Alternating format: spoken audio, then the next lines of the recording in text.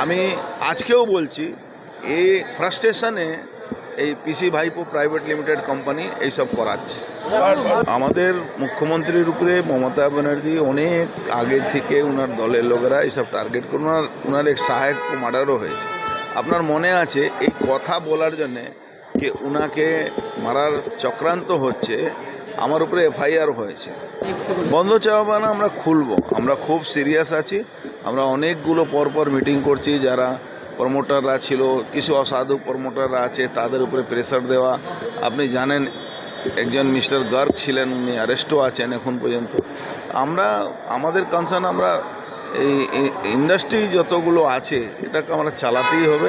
ভাইপো আর পিসি টাকাটা যেদিন ধরা পড়বে সেদিন আমরা খুশি হব।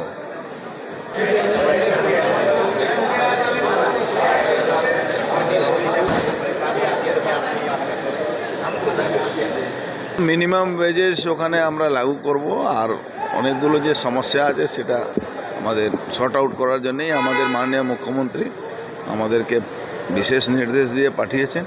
আমরা ওখানে গিয়ে বন্ধ চাওয়াবানা আমরা খুলবো, আমরা খুব সিরিয়াস আছি। আমরা অনেকগুলো পরপর মিটিং করছি, যারা প্রমোটাররা ছিল, কিছু অসাধু প্রমোটাররা আছে, তাদের উপরে প্রেসার দেওয়া। আপনি জানেন একজন মিস্টার গার্গ ছিলেন, উনি অ্যারেস্টও আছেন এখন পর্যন্ত। আমাদের কনসার্ন আমরা এই ইন্ডাস্ট্রি যতগুলো আছে এটাকে আমরা চালাতেই হবে।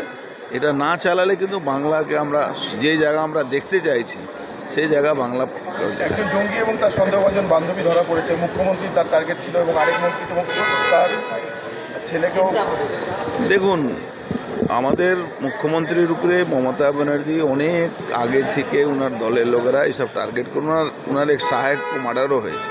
আপনার মনে আছে এই কথা বলার জন্যে কি ওনাকে মারার চক্রান্ত হচ্ছে, আমার উপরে এফআইআর হয়েছে। কিন্তু আমি বলেছিলাম কি আমি যা বলেছি সঠিক বলেছি, মানে ইন্ট্রোগেশনের সময় আমি বলেছিলাম সঠিক বলেছি।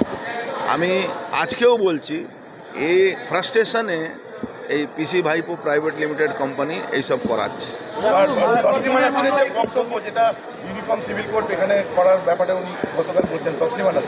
দেখুন, উনি কি বলছেন ওটা নেই, আমরা আমাদের দেশে আমাদের রাজ্যে আমরা করব। পরিবর্তনের বাংলায় কি শ্রমিকদের এবার পরিবর্তন হবে, মজুরি বাড়বে? পরিবর্তন না, ওদের অধিকারটা পাই। পরিবর্তন না, অধিকার। যে মিনিমাম ওয়েজেস মানে আমাদের ফার্স্ট অ্যান্ড লাস্ট আছে, মানে এজেন্ডা আছে কি আমরা মিনিমাম ওয়েজেস করাবো। এতে কোনো কম হয়, ওর জন্যই তো মজুরি বাড়বে। শেষ প্রশ্ন হচ্ছে,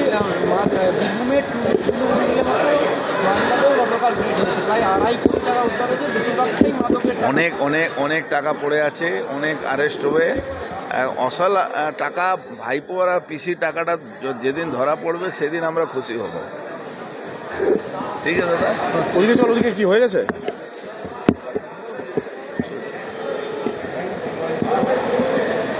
আমাদের ভিডিও ভালো লাগলে লাইক এবং শেয়ার করুন।